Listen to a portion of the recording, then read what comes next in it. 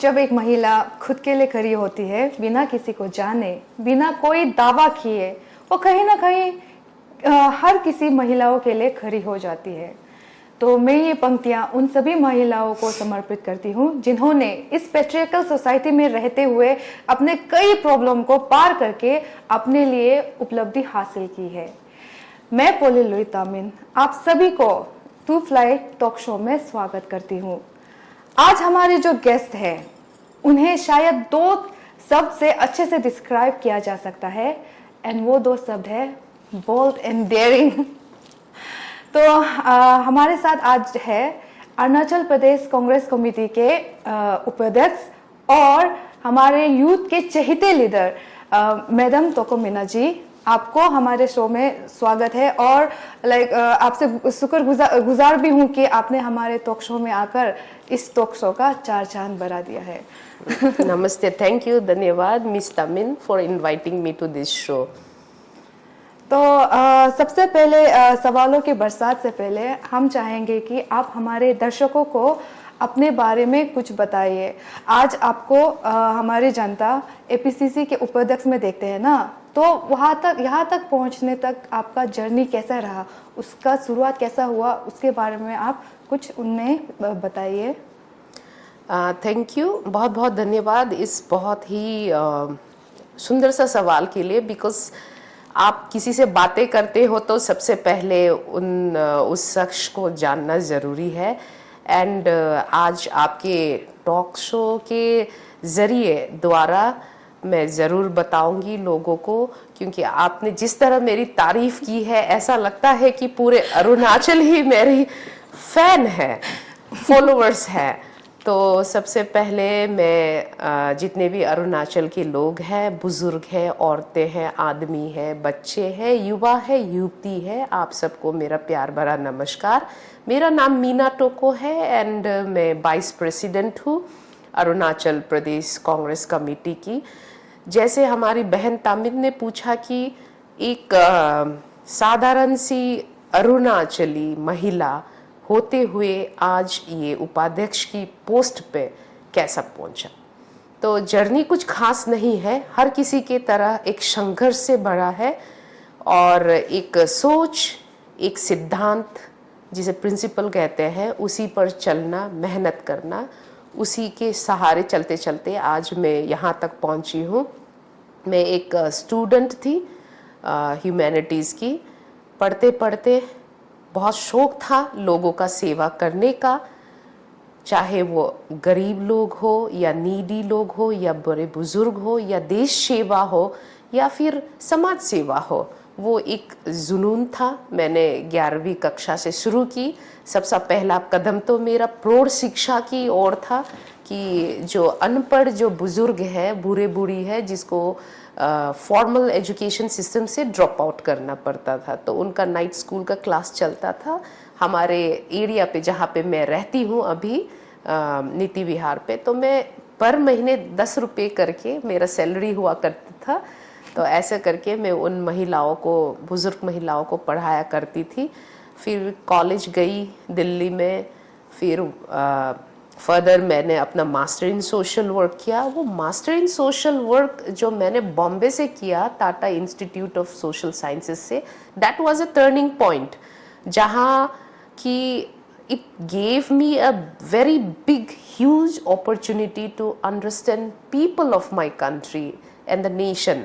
और वो वहाँ देखा कि बहुत सारा स्कोप है, जहाँ मैं अपना जो भी हुनर है, मेरा टैलेंट है, मेरी जो इच्छाएं हैं, अभिलाषाएं हैं लोगों को सर्व करने का, उसके लिए स्कोप है, उसके लिए रास्ता है। तो वो सोशल वर्क पढ़ते पढ़ते सोशल वर्क में, स्कूल स्टूडेंट एक्टिविज़म में, समाज सेवा में, सोशल एक्टिविज़म में, ऐसे करते करते बहुत सारे संस्थाओं के साथ काम किया। कॉलेज लेवल से जैसे स्टूडेंट ऑर्गेनाइजेशन के साथ, जब यूनिवर्सिटी लेवल पे पहुंचा तो ट्रेड यूनियन वगैरह के साथ, ऐसे ह्यूमन राइट ऑर्गेनाइजेशन के साथ काम करते हुए मैं आगे बढ़ती गई। पर मेरे को पता नहीं था, I didn't know, I was little did I know, I was not aware कि आज यहाँ पे एक राष्ट्रीय राजनीतिक दल की मैं उपाध्यक्ष बन जाऊंगी, उतना ऐसा ख्वाब नहीं था, बट था कि एक जुनून की हाँ लोगों का सेवा करना है. So I got that grasp of my interest, my inspiration, my motivation that is within me, that was from social work, master in social work. फिर मैं गई, उसके बाद किया काम बहुत सरकारी दफ्तर में, केंद्रीय सरकार के साथ, राज्य सरकार के साथ काम किया. फिर भी लगा कि बस ये भाता नहीं है, खुला दिल से काम करना है. तो ऐसे करके I did my MPhil in Jawaharlal Nehru university new Delhi.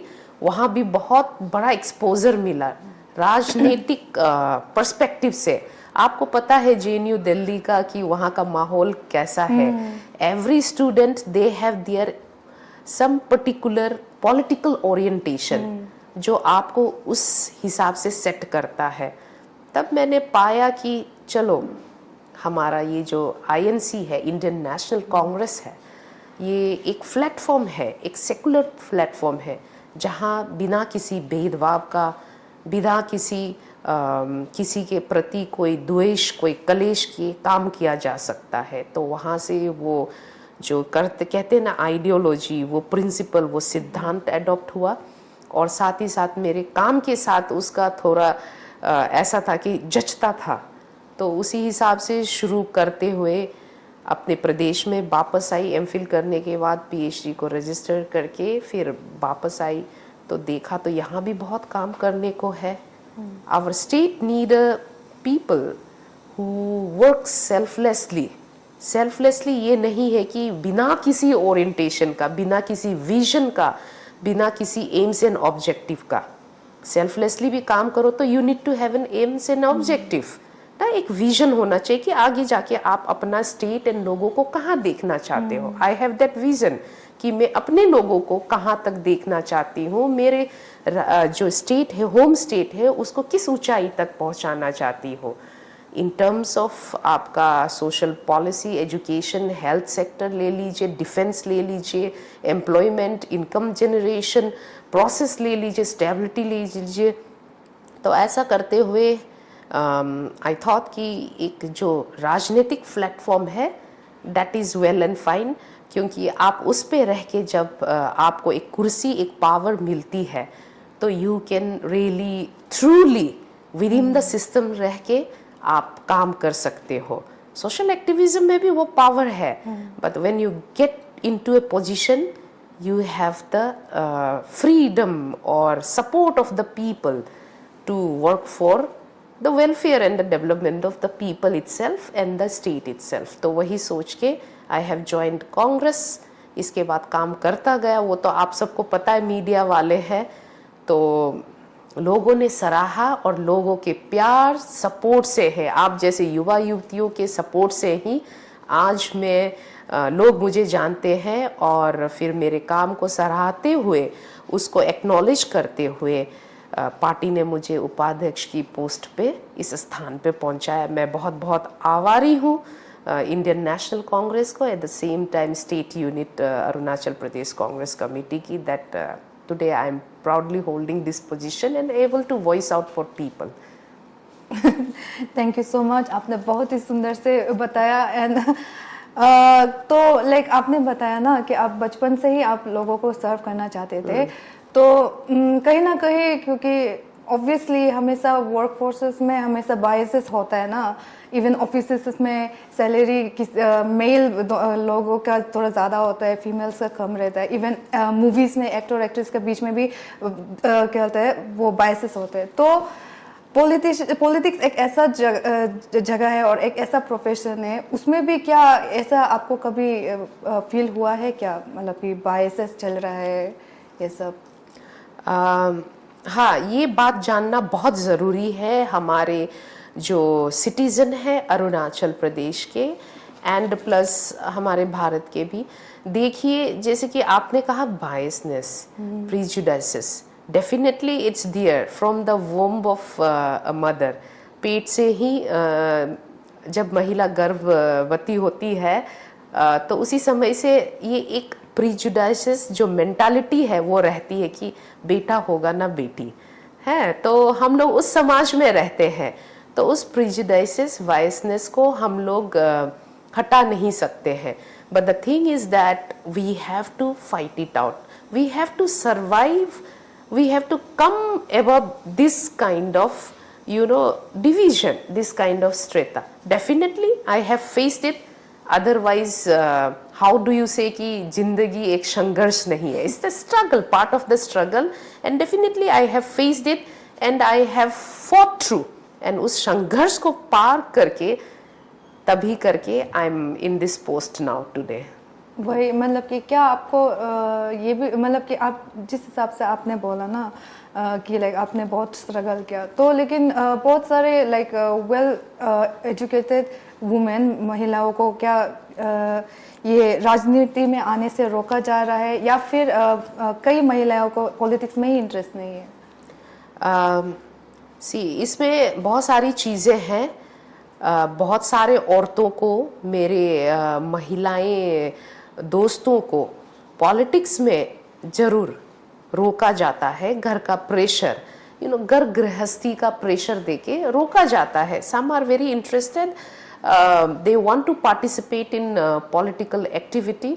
बहुत लोगों को रोका जाता है, बहुत लोग खुद से रुक जाते हैं. बट कुछ ऐसे होते हैं, कुछ ऐसे परिंदे होते हैं जो अपना पंख बहुत गिद्ध के तरह, चील के तरह आसमान की ऊंचाइयों में उड़कर अपना पंख पसारते हैं, और अपने जो होता है सपनों को सजोने के लिए वो अपना जो एक डिटर्मिनेशन को लेकर पॉलिटिक्स में पार्टिसिपेट करता है.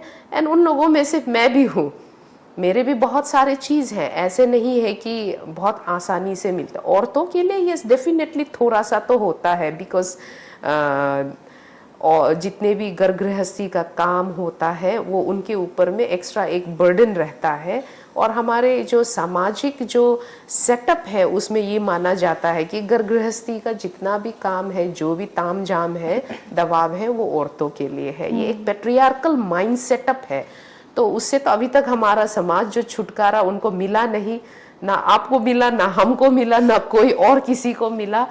तो ऐसा तो रहता है. But the thing is that yes, I would say out there, the woman out there, even if you get such kind of pressure or limitation and you're bound to such challenges, please come over and be part of such kind of political arena. क्योंकि देखिए आजकल क्या हो गया, why I am saying this is that राजनीति में अगर कोई अच्छा लीडर आए, चाहे महिला हो या स्पेशली महिला, तो क्या होता है कि आजकल राजनीति जो है वो आपका घर गृहस्थी कैसा चलना है वो भी डिसाइड करता है.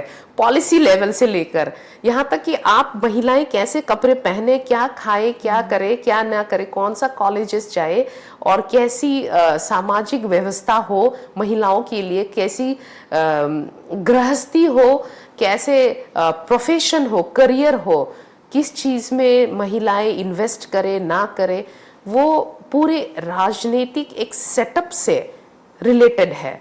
आजकल का जो राजनीतिक जो सिनारियो है, तो मैं तो कहती हूँ बहुत सारा होता है, रोक टोक होता है, लेकिन फिर भी जिसको इंटरेस्ट है, अंदर से डिटरमाइंड है, इंस्पायर्ड है, मोटिवेटेड है, they should come out, because we need more women in this political arena to make a proper policy program for the development and upliftment of women folk in our society, in our state and in our country. ये हाल ही में ये Arunachal Christian forum ने ये candle vision निकाला था मणिपुर के ईसाइयों के लिए. हाँ जी, हाँ जी. वहाँ पे मैंने देखा कि लाइक मैक्सिमम लोग में, लेकिन वुमेन सच में ज़रूर था. तो कहीं ना कहीं वो लोग आपने जैसे कहा, आई थिंक बहुत सारे वुमेन्स ये सब समझ गया होगा कि लाइक हमको भी इस चीज़ में पार्टिसिपेट करना है. तो उसी चीज़ के ऊपर मैं आपसे सवाल कहना चाहती हूँ, पूछना चाहती हूँ कि क्या हम लोगों को मणिपुर का जो हादसा हुआ है, जो घटना है, उसी से क्या हमें कुछ सीखना चाहिए? तो अगर कुछ सीखना है तो आप हमारे दर्शकों को प्लीज़ कुछ शेयर करिए. ये जो it's very unfortunate that's it's been more than 50 days, 50 दिन से ऊपर हो गया है कि हमारे जो पड़ोसी राज्य है मणिपुर, उसमें अभी तक कोई शांति वार्तालाप भी नहीं हुआ है।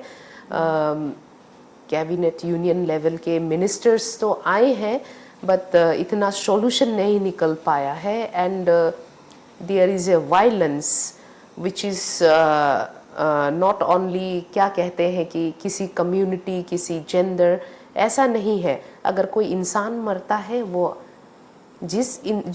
जो मरता है, जो वायलेंस का, ऐसे डिस्क्रिमिनेशन का शिकार होता है, वो उसी के सोसाइटी के लिए नुकसान होता है। तो मुझे तो बहुत खेद है एंड अफसोस है, दुख है कि मणिपुर में ऐसा चीज़ हो गया है। कम्युनल वायलेंस जैसे चीज़ जिसको हम कभी सपना में भी नहीं सोच सकते थे कि ऐसा कुछ अकरेंस होगा, तो हो गया है। It's very unfortunate. और मेरा यही है कि वहाँ के लोगों से, हर कम्युनिटी के, हर जनजातियों से यही प्रार्थना है कि शांति बनाए रखे।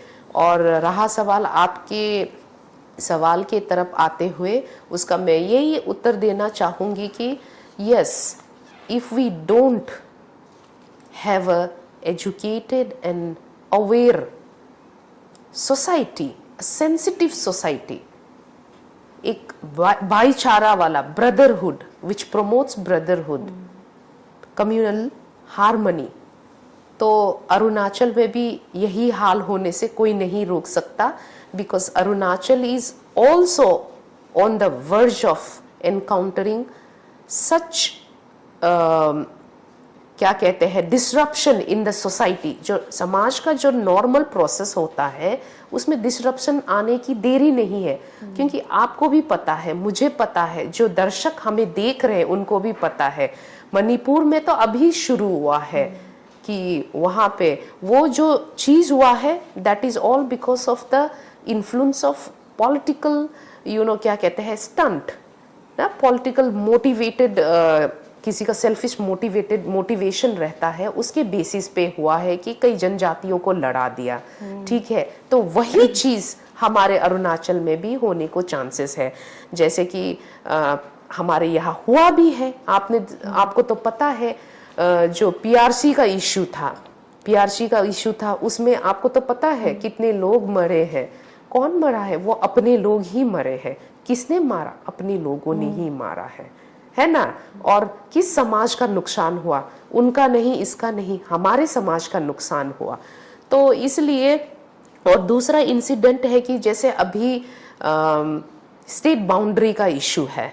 It's not only based on the right, the disruption, और जो एक समाज में जो शांति बन के रहता है, वो डिसरप्ट होने में, वो ख़त्म होने में टाइम नहीं लगता है। हमेशा कम्युनल लाइन में ही नहीं रहता है, सोशल इश्यूज में भी होता है, कम्युनिटी इश्यूज में भी, टेरिटोरियल इश्यूज में भी होता है। But they have a different base, but the outcome is of same colour.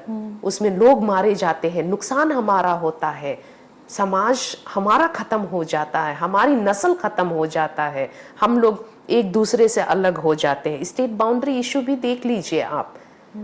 हमारे यहाँ जैसे कि अगर हमारे जो नेता है, जो सरकार है, अगर वो थोड़ा सा संयम से, समझदारी से काम लेता, तो आज अरुणाचल के बाउंड्री, स्टेट बाउंड्री को लेकर लोग लड़ते मरते नहीं।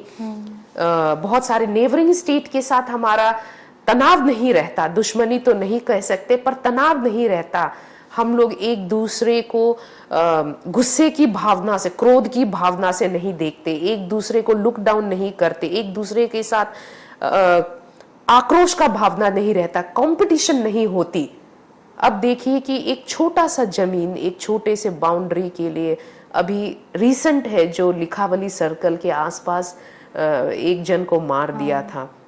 उससे पहले तो आप ये भी देखिए कि हमारे यहाँ जो विजन, पॉलिसी, इस चीज की जो लीडर होता है ना, जो स्टेट सरकार चलाता, उनको एक प्रॉपर विजन होना पड़ता है, दूरदर्शिता होना पड़ता है कि अगर आज हमने ये डिसीजन लिया तो आगे चल के क्या होगा। लेकिन हमारे जो अभी करंट जो सरकार चला रहे हैं, और बहुत सारे लीडर्स हैं, तो we all are responsible for what is happening in Arunachal today.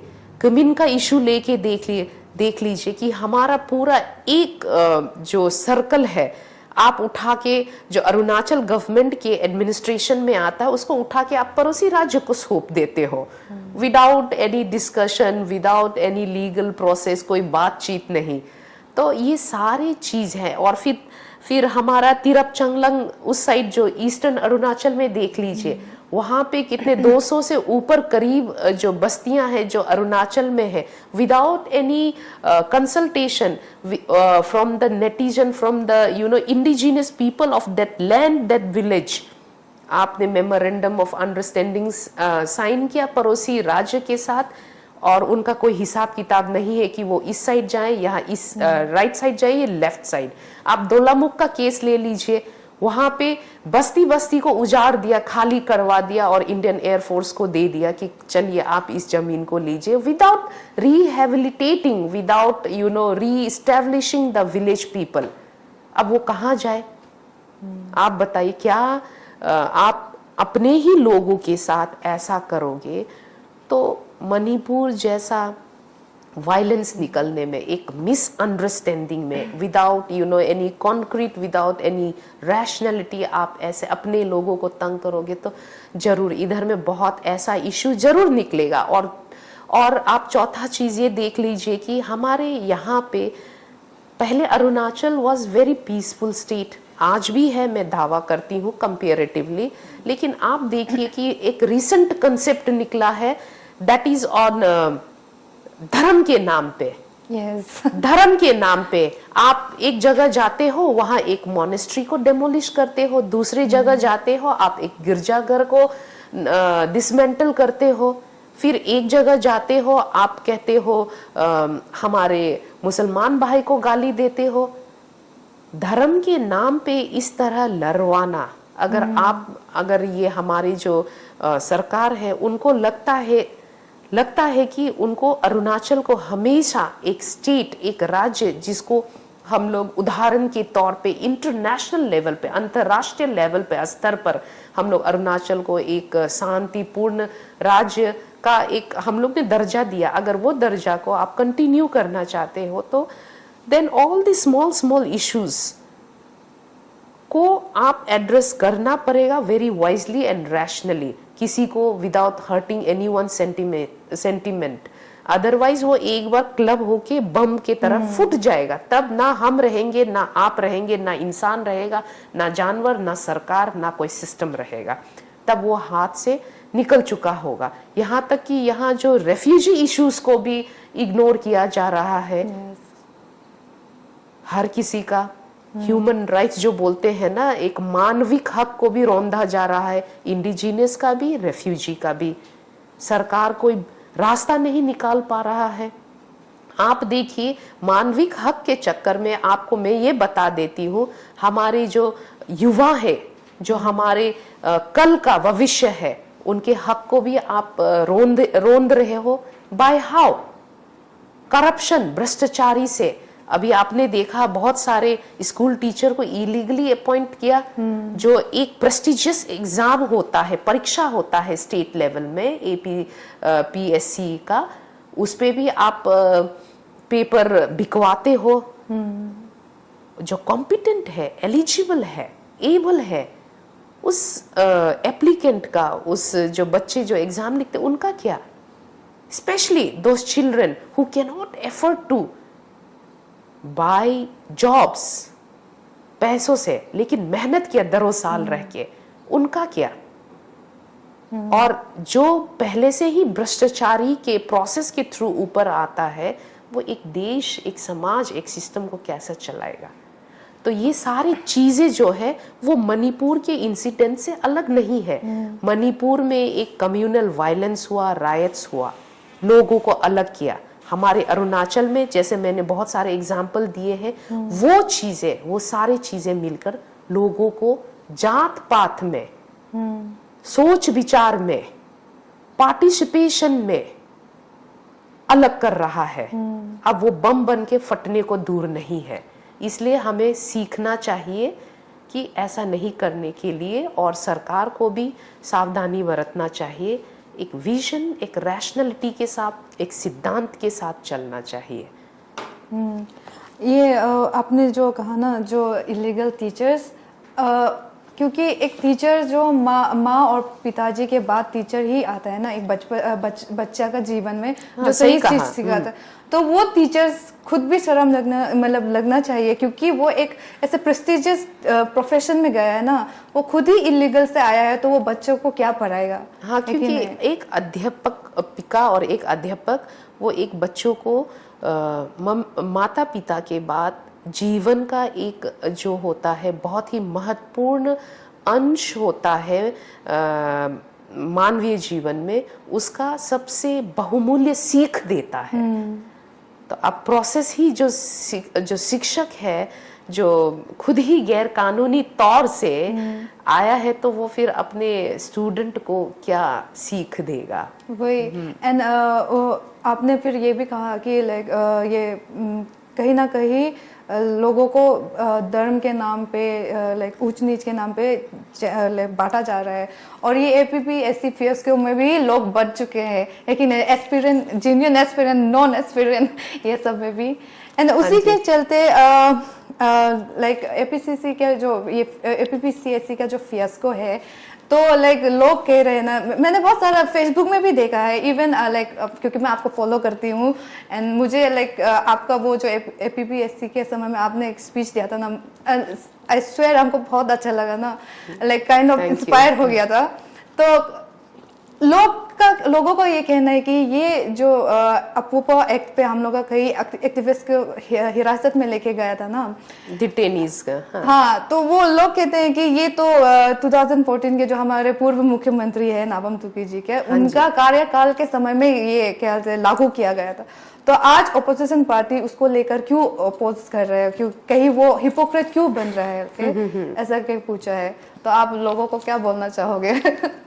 देखिए, मैं उस पार्टी से बिलोंग करती हूँ आज के समय में, जिसको लोगों ने बहुत ही इनफेमसली पॉपुलर कर दिया कि अपू अपा को लेके आया है करके 2014 में। कोई बात नहीं, बट कुछ शब्दों के साथ हमारे जितने भी व्यूअर्स हैं, दर्शक हैं अरुणाचल में, जो भी इस चैनल को देख रहे हैं, फ्लाई टू है ना, टू फ्लाई इस चैनल को देख रहे हैं, इसी चैनल के द्वारा मैं ये कह दूं कि बहुत दिन से मैंने भी सोचा कि हाँ चलो कुछ बोल दे अपू अपा के बारे में। देखिए, ये Arunachal Pradesh unlawful activities prevention act 2014, तो इसका क्या हुआ था कि 2014 में इसको इनेक्ट किया गया था। इनेक्ट मीन्स आपको इंट्रोड्यूस कराना, जान पहचान कराना। लेकिन 2016 में जब भारतीय जनता पार्टी का सरकार बनी थी इस प्रदेश में, तब इसको इन्फोर्स किया गया था। इन्फोर्स मीन्स आप क्या करते हो, पहले इंटरव्यू देते हो, फिर जब आपको अपॉइंटमेंट लेटर मिलता है तो नौकरी जाना शुरू करता है, तब सैलरी आपको मिलती है। तो 2016 में अपू अपा को भारतीय जनता पार्टी के रूलिंग में, गवर्नमेंट में सैलरी मिलना शुरू हो गया। वो इन्फोर्स किया गया था 2014 में, तो इनेक्ट हुआ 2016 में इन्फोर्स किया गया था, तब एक्टिव हो गया था। तो रहा सवाल, yes that time Shri Nabam Tuki ji जो अध्यक्ष है हमारे अरुणाचल प्रदेश कांग्रेस कमेटी के, उस समय वो मुख्यमंत्री थे, बेशक बहुत अच्छी बात है। तो उस समय लेके आया था, जो भी कानून बनता है इस देश में, इस राज्य में, हाथ जोड़ के मैं सारे दर्शकों से ये कहना चाहती हूँ कि सबसे पहले आप समझिए कि अपू अपा क्या चीज है। मैं इसके विरुद्ध में, ना कि समर्थन में मैं कुछ कहना चाहती हूँ। बस मेरे बातों को आप अच्छी तरह से ध्यान से सुनिए और आपको समझ में आएगा कि ये क्या चीज है। इसको क्या है कि ये लॉ जो है, कानून जो है, एक्ट जो है, इसको जो इनफिल्टर्ड जो होते हैं ना, टेररिज्म एक्ट होते हैं ना, आतंकी एक्टिविटी जो प्रोसेस चलता है, वो तो आपको पता है हमारे राज्य में बहुत ही अभी थोड़ा कम हो गया है, पहले बहुत ज्यादा था। और अनलॉफुल एक्टिविटी होते जैसे ड्रग स्मगलिंग, हमारा स्टेट बॉर्डरिंग, बहुत सारे राज्य को प्लस इंटरनेशनल लेवल पे भी बहुत सारे का trade illegally, you trade from neighbouring state और या फिर कहीं नेबरिंग कंट्री से करते हो, और फिर you do many unlawful and आतंकी काम करते हो कि मतलब जब आपको पकड़ा जाना चाहिए you just shift to neighbouring state to save yourself. And बहुत सारे इश्यूज होते हैं इस समाज में लोगों का। देखिए हमारे पास अरुणाचल में सिर्फ इश्यूज नहीं है, पड़ोसी राज्य में भी है।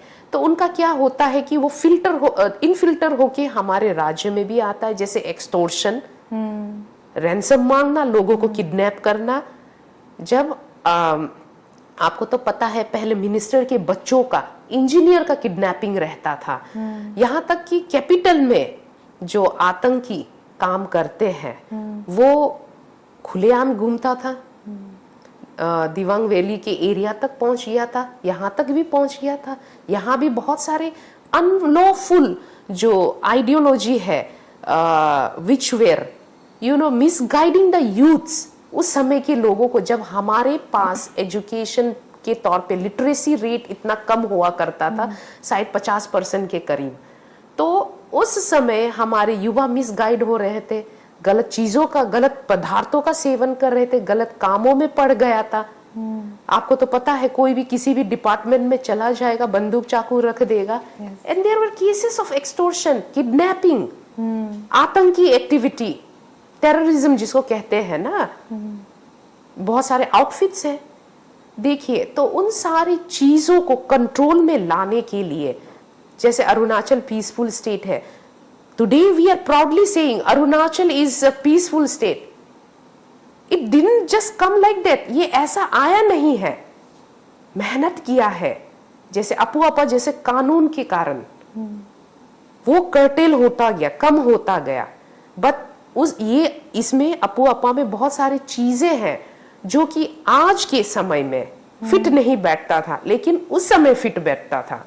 तो आज के समय फिट नहीं बैठता है, तो हम लोग क्या कर सकते हैं, अमेंडमेंट के लिए और रेमेडीज के लिए डिमांड कर सकते हैं। अपुआपा में जैसे बहुत सारे क्लोजेस हैं, उसमें क्या लिखा है कि आप मजिस्ट्रेट के सामने आपको प्रोड्यूस नहीं किया जाएगा, 6 महीने तक या फिर 1 महीने 1 साल तक आपको बिना किसी फैमिली मेंबर को इंटीमेट किए बिना आपको जेल में रखा जाएगा। These are the things which curtail the fundamental rights of a common citizen। ठीक है, ये कॉन्स्टिट्यूशनल वैलिडेशन को भी चैलेंज करता है। कॉन्स्टिट्यूशनल वैलिडेशन क्या होता है?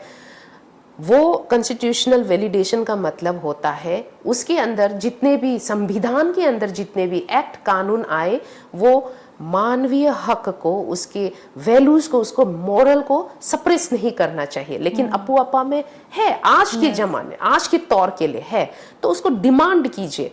आई will be the first person to stand with you. मेरे को भी लगता है, स्टार्टिंग में मैंने भी देखा था कि 2014 में पढ़ा था, मैंने कहा कि मैं भी सोच रही थी कि इसमें बहुत सारी चीजें हैं जिसको चेंज किया जा सकता है, क्योंकि इस लॉ को अगर मिस यूज किया तो बहुत सारे इनोसेंट लोगों के ऊपर तो ये बहुत खतरनाक साबित हो सकता है। जैसे अभी के जो करंट गवर्नमेंट ने और डिस्ट्रिक्ट मजिस्ट्रेट ने, the system has miss used हमारे सोशल एक्टिविस्ट के ऊपर, लोगों को ऐसे ही डिटेन कर दिया। उन्होंने बंद कॉल कहा है, बंद कॉल करना ठीक है सुप्रीम कोर्ट के हिसाब से कि वो अवैध है, गैर कानूनी है, लेकिन वही सुप्रीम कोर्ट का जजमेंट यही भी है कि मेरे जो प्रदेशवासी है वो सुन लीजिए, जिस सुप्रीम कोर्ट ने कहा है बंद कॉल करना अवैध है, गैर कानूनी है, लेकिन वॉलंटियर बंद कॉल करना, volunteer by any establishment, institution and group of people, it is not illegal.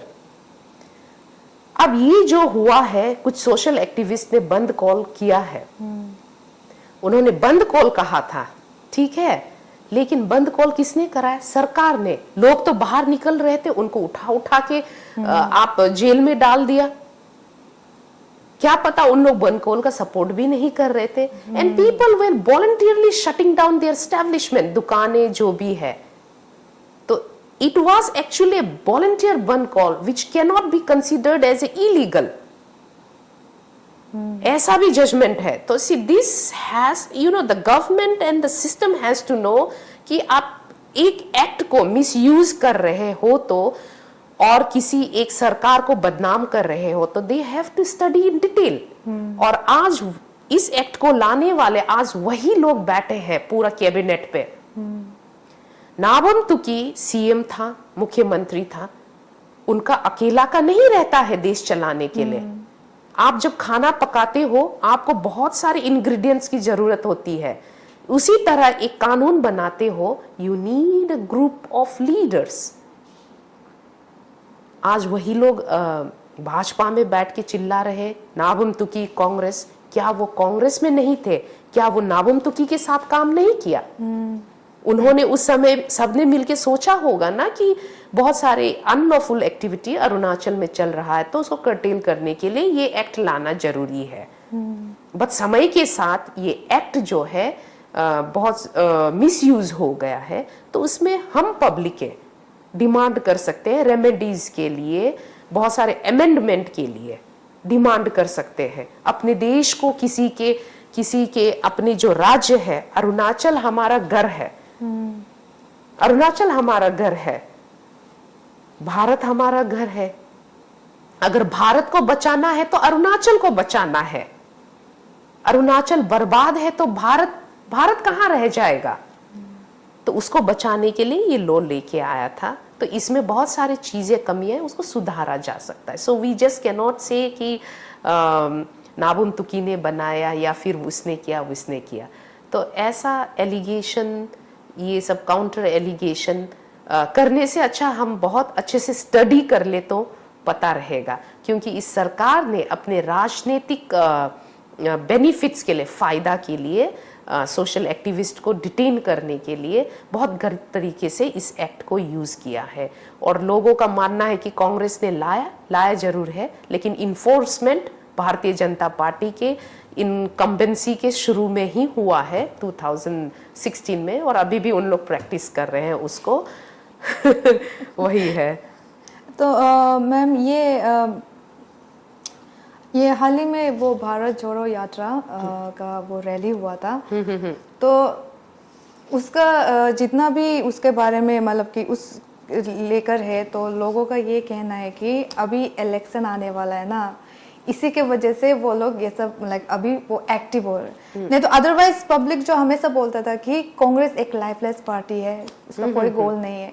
Even शायद आपका पोस्ट भी मैंने देखा था, अगर बुरा ना मानो तो मैं बोलूं, एक आप कुछ ब्रीफिंग करने गई थी, तो वहाँ पे एक औरत ने आपको बोला था कि कांग्रेस कुछ काम का नहीं है, बहुत वीक है। हाँ।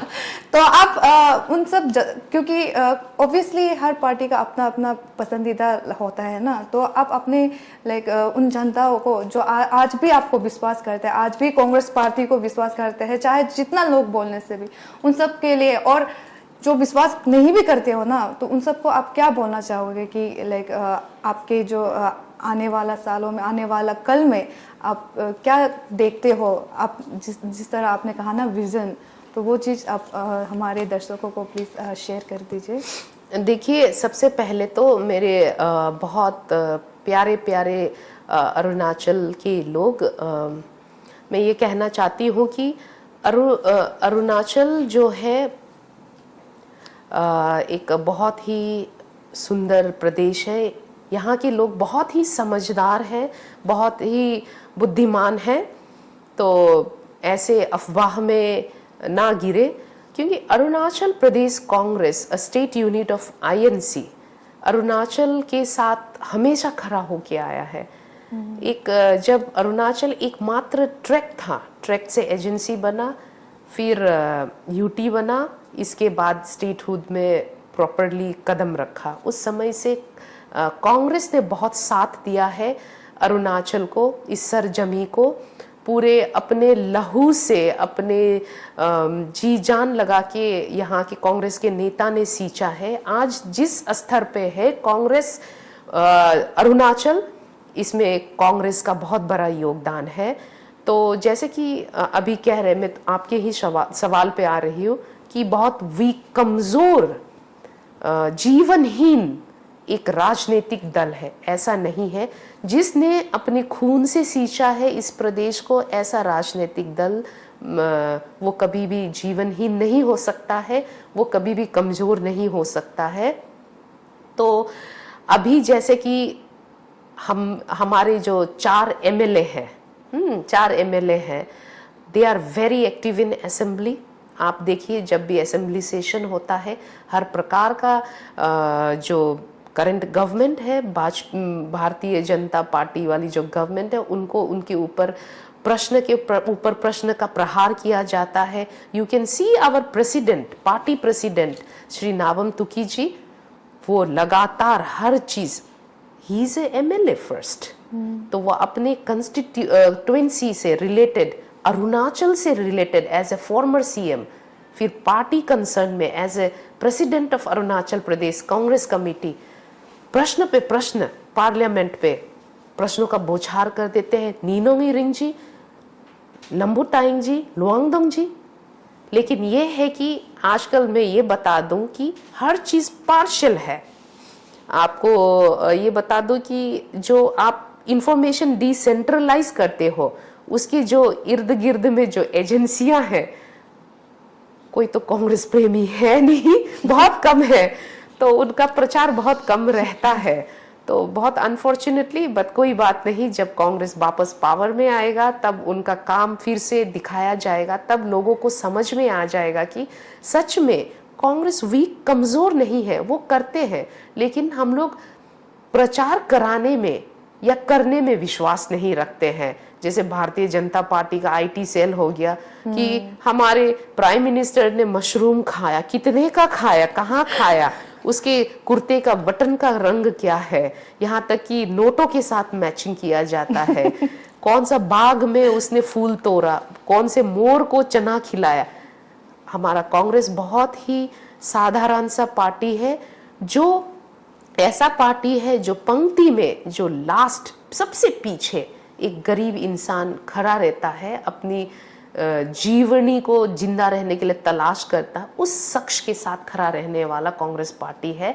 तो उसको कमजोर ना कहे, समय आने पर पता चलेगा कि कांग्रेस ने अरुणाचल के लोगों को बनाया है, अरुणाचल को बनाया है। आज जिस कुर्सी पे बैठ के जो हमारे भारतीय जनता पार्टी है वो चिल्लाते हैं कांग्रेस वैसा है, वो है, ये है, तो उनको भी पता चल जाएगा। और हमारी जो प्रिय जनता है, जिनको बहुत निराश होना पड़ रहा है कि प्रचार ज्यादा नहीं है करके, हम लोग कर रहे हैं, करते आए हैं, आप लोगों को भी पता चल जाएगा सामने आने पर, सही समय आने पर कि कांग्रेस कितना बलवान है।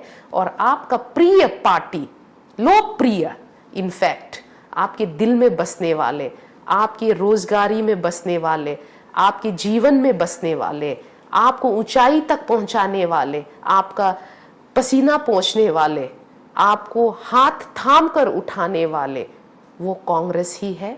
और कांग्रेस बहुत ही मजबूत राजनीतिक दल है, अरुणाचल का माता पिता भी है।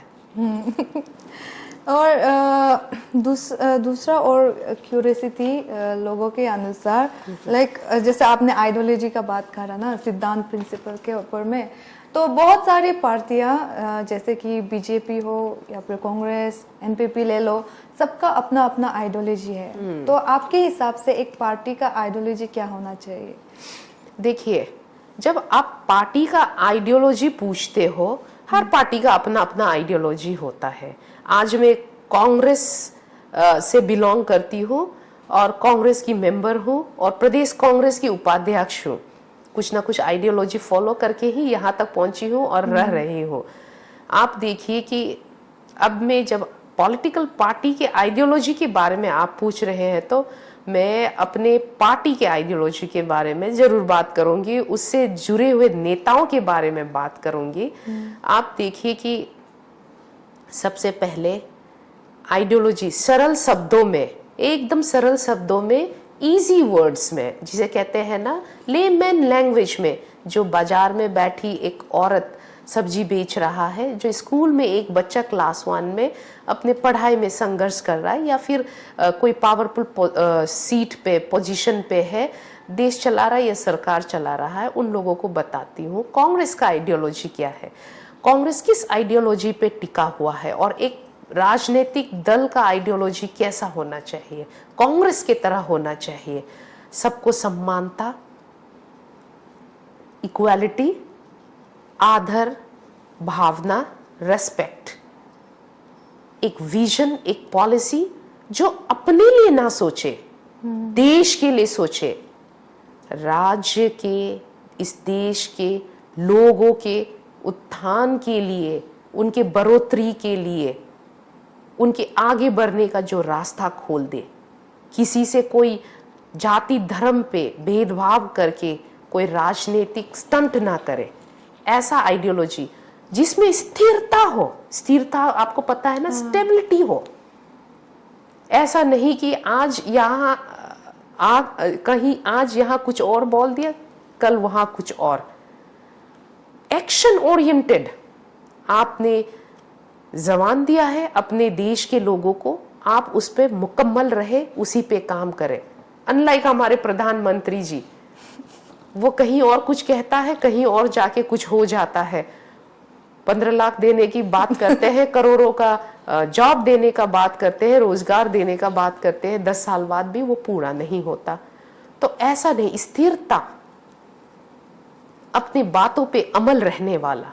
आप देख लीजिए हमारे अध्यक्ष, प्रदेश अध्यक्ष को देख लीजिए, श्री नाबम तुकी जी, इतने कठिन समय में भी उसने अपना मुख्यमंत्री का पद को त्यागा है, क्योंकि उसको पता है कि कांग्रेस जैसा पार्टी जो एक आइडियोलॉजी लेके चलता है, स्थिरता, समानता, अपने शब्दों में, अपने बातों में मुकम्मल रहने वाले, ऐसे आइडियोलॉजी के साथ जनता की सेवा में रहने वाला एक पार्टी, उस आइडियोलॉजी में चलने वाला, ऐसे पार्टी के आइडियोलॉजी को लेकर हमारे श्री नाबम तुकी जी ने मुख्यमंत्री का पद तक को त्यागा है। वो सीख हमें कांग्रेस पार्टी देती है, कोई और नहीं देता। अगर मैं किसी और पार्टी में होती तो कल मैं कहीं सोशल एक्टिविज्म कर रही होती, कहीं किसी पार्टी में ज्वाइन करके सड़कों पे भोपू कहते हैं ना, वो लाउड स्पीकर लेके भाषण जा रहे, आज मैं कुछ और कर रही थी। लेकिन कांग्रेस आपको एक सेल्फ रिस्पेक्ट, एक विजन, एक एम्स एंड ऑब्जेक्टिव वो सिखाती है कि आपको करना क्या है, क्या नहीं करना है, किसके लिए करना है, किस चीज के लिए करना है, देश कौन है, लोग कौन है, समाज कौन है, वो पूरा सिखाता। तो यही है सारा आइडियोलॉजी कांग्रेस का, एंड यही मेरा प्रिय आइडियोलॉजी है, और मेरा प्रिय नेता श्री नाबम तुकी जी है। तो मतलब क्या आपको लगता है कि हमारे अरुणाचल प्रदेश कांग्रेस कमेटी के जो अध्यक्ष है वो भविष्य में क्या हमें उन्हें फिर से दोबारा कुर्सी में मतलब देखने को मिलेगा? आपका कहना मतलब कि मुख्यमंत्री के पद में? देखिए, मैंने अभी जैसे उनके बस मौखिक कहते हैं ना, लिप सर्विसिंग, मौखिक प्रशंसा नहीं की है हमारे श्री नाबम तुकी जी के बारे में, क्योंकि आप ये देखिए कि उनमें वो योग्यता है मुख्यमंत्री के पद में बैठने का। ही डिजर्व्स इट ऑल। आप देखिए ना वो इधर से थाली का बैंगन नहीं है जैसे हमारे अरुणाचल में है। उसके काम करने का तरीका, सबसे पहले वो अपने लिए नहीं सोचता है। आज वो बहुत सारे हालातों से गुजर रहा है, बहुत सारे परिस्थितियों से गुजर रहा है, लेकिन फिर भी उसमें आप देखिए कि उसमें वो क्या कहते हैं, कुशल नेता और नेतृत्व करने की जो चमक है, जो सोच है, कहते हैं ना, that shine you can C in his leadership. उसके नेतृत्व को देखिए कि वो लोगों को, पूरे जनता को, पूरे समूह को, पूरे सोसाइटी को, प्रजा को वो कैसे करके उसको चलाते हैं। उसमें वो हुनर है। उसके समय में बड़े बड़े काम हुए हैं। जैसे कि आप कहते हैं, लोग कहते हैं जॉब मेला को क्रिटिसाइज करते हैं, लेकिन बहुत लोगों को एक्सपोजर मिला। बहुत सारे लोग जो ड्रॉप आउट से, जो बस्ती में, गांव में बैठे हुए थे बिना किसी जॉब के, उनको एक जो कहते हैं ना metro city, metro experience, exposure, बाहर के जो हम लोग एक कुएं का मेंढक था सोच लीजिए, बट हम लोग वो कुएं से बाहर आए। And there were schemes like जैसे चीफ मिनिस्टर मेडिकल इंश्योरेंस करके, ऐसे सारे स्कीम्स हमारे जो अध्यक्ष हैं, पूर्व मुख्यमंत्री हैं, उनके फ्लैगशिप में, उनके नेतृत्व में, उनके विजन, उनके विजनरी सोच के अंतर्गत ये सारे प्रोग्राम कराए हैं। आप ये समझिए, ऐसा जो छोटा छोटा जो प्रजा के हित के लिए, गरीबों के हित के लिए, आम जनताओं के लिए और जो नीडी है उनके लिए ऐसा प्रोग्राम लेके आना कितना अच्छा बात है। आप ये सोचिए। तो क्यों नहीं चाहूंगी कि वो फिर से मुख्यमंत्री के पद में बैठे। इतना काबिल, इतना डिटरमाइंड, इतना जो सोचते, लोगों के लिए सोचने वाले जो लीडर है, वो फिर से मुख्यमंत्री के पद में क्यों ना बैठे। जरूर बैठे। हम तो यही दुआ करते हैं अगला अपना विधानसभा चुनाव जो जीत के आए और एब्सोल्यूट मेजॉरिटी में लोगों के समर्थन से वो फिर से मुख्यमंत्री के चेयर पे बैठे और 5 साल क्या 10 साल 15 साल वो अरुणाचल का सीएम बैठे। हम तो यही चाहते हैं। तो ये तो आप अपने अध्यक्ष जी के लिए विजन रखा है।